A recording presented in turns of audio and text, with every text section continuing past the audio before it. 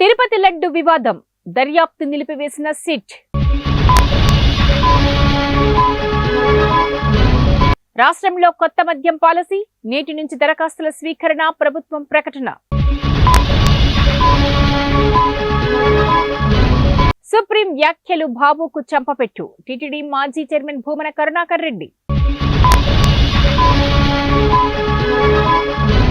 ఏపీలో రౌడీ రాజ్యం నడుస్తుంది, మాజీ ఎమ్మెల్యే మల్లాది విష్ణు.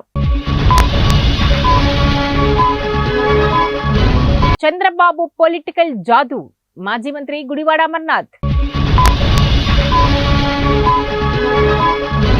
మోడీ పద్మ వ్యూహంలో జనం, కాంగ్రెస్ నేత రాహుల్ గాంధీ. తుపాకీ కాల్పుల్లో గాయపడ్డ గోవింద, ఐసీయూలో బాలీవుడ్ హీరో. హైదరాబాద్ మియాపూర్లో దారుణ హత్యకు గురైన సాఫ్ట్వేర్ ఉద్యోగి.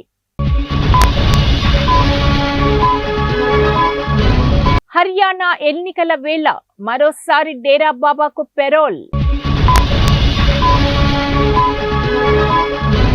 ఆదిలాబాద్లో ఘోర రోడ్డు ప్రమాదం, ఒకే కుటుంబానికి చెందిన 5గురు దుర్మరణం. బాధితులకు అండగా ఉంటాం, బుల్డోజర్ను అడ్డుకుంటాం, మాజీ మంత్రి కేటీఆర్. అక్రమ నిర్మాణాలను తొలగించాల్సిందే, సిపిఐ జాతీయ కార్యదర్శి కె నారాయణ. హైడ్రా అంటే కూల్చివేతలే కాదు, పేదల నివాసాల జోలికి వెళ్లదు, హైడ్రా కమిషనర్ ఏవి రంగనాథ్ స్పష్టీకరణ.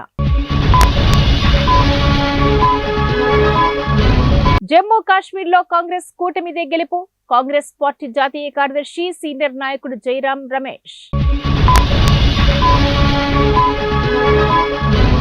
బాలీవుడ్ నటుడు మిథున్ చక్రవర్తికి దాదాసాహెబ్ ఫాల్కే అవార్డు, కేంద్ర సమాచార ప్రసార మంత్రిత్వ శాఖ ప్రకటన. దివ్యాంగ పిల్లల సమస్యలపై న్యాయ వ్యవస్థ దృష్టి పెట్టాలి, భారత ప్రధాన న్యాయమూర్తి చంద్రచూడ్.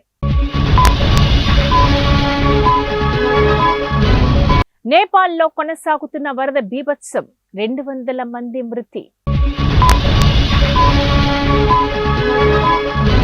సూపర్ స్టార్ రజనీకాంత్ కు తీవ్ర అస్వస్థత, చెన్నైలోని ఆసుపత్రిలో చేరిక.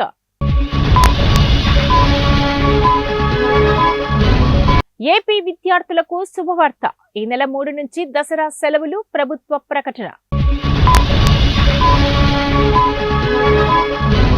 బీహార్లో మద్యం మాఫియా దాడి, 6గురు పోలీసులకు గాయాలు. రాహుల్ గ్యారంటీలు అట్టర్ ఫ్లాప్, కేంద్ర మంత్రి అమిత్ షా. జైల్లో టార్చర్ చేశారు, ఢిల్లీ మాజీ సీఎం అరవింద్ కేజ్రీవాల్.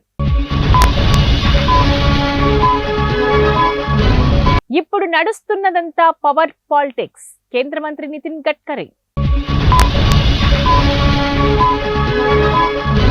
పసిడి ప్రియులకు గుడ్ న్యూస్, తగ్గిన బంగారం ధరలో.